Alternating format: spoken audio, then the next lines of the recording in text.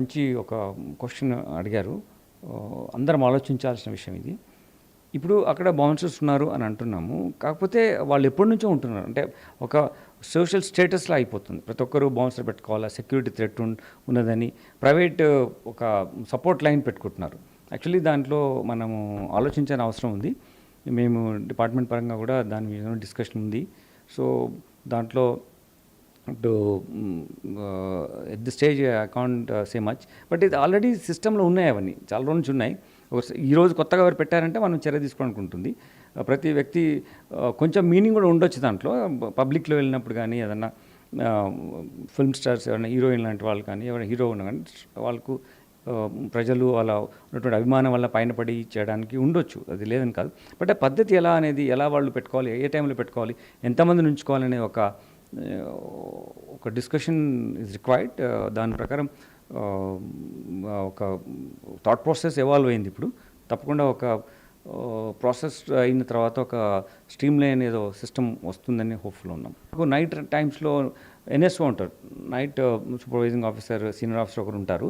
ఏమేమి జరుగుతున్నది అన్నీ అని చేస్తారు. ఆయన కంపల్సరీగా అక్కడ వెళ్ళి చూడమని చెప్పాము. అలా కాకుండా ఆ జోన్లో కూడా, డివిజన్లో కూడా ఆఫీసర్స్లు ఉంటారు. వాళ్ళు కూడా నైట్ టైంలో అక్కడ వెళ్ళినప్పుడు అది ప్లేస్ చెక్ చేయాలని. యాక్చువల్లీ ఇది టోటల్ ఐసోలేటెడ్ ప్లేస్, ఒక స్టాండ్ అలోన్ ప్లేస్ అది. కాబట్టి బెటర్ ఎఫర్ట్స్ పెడితే ఇటువంటి ఇష్యూస్ ఉండకుండా ఉంటాయని మేము చర్యలు తీసుకుంటున్నాం. మీరు అన్నట్టుగా వేరే వాళ్ళకి యాక్సెస్ లేకుండా, ఎక్సెప్ట్ ఆ ఇంట్లో ఉన్న వాళ్ళకు వాళ్ళు హెల్ప్ ఉంటారు. కొందరు చిన్న ఇంట్లో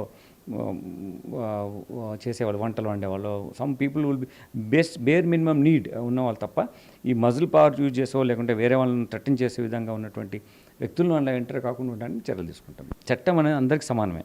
అది మనము క్రియేట్ చేసుకునేటువంటి అబ్సెషన్స్, ఇతను చాలా స్ట్రాంగ్ లేకుంటే ఇతను పెద్ద మనిషి అని చెప్పేసి. కానీ నేరం చేసినప్పుడు, అతని వల్ల నేరం జరుగుతున్నప్పుడు అందరూ సమానమే.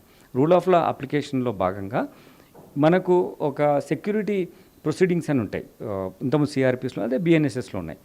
అంటే ఒక గ్రూప్ ఆఫ్ పీపుల్ ఇద్దరు విడిపోయి 2 గ్రూపులుగా అయిపోయి వాళ్ళు ఒకరికి థ్రెటన్ చేసుకుంటూ వాళ్ళ చేసే యాక్టివిటీల వల్ల లార్జర్ పర్స్పెక్టివ్లో సొసైటీలో పీస్ అండ్ ట్రాంక్విలిటీకి ఇబ్బంది అయితే అది మేము తప్పకుండా దీనికి 107 ఇంతకుముందు 126 ఇప్పుడు ఉంది.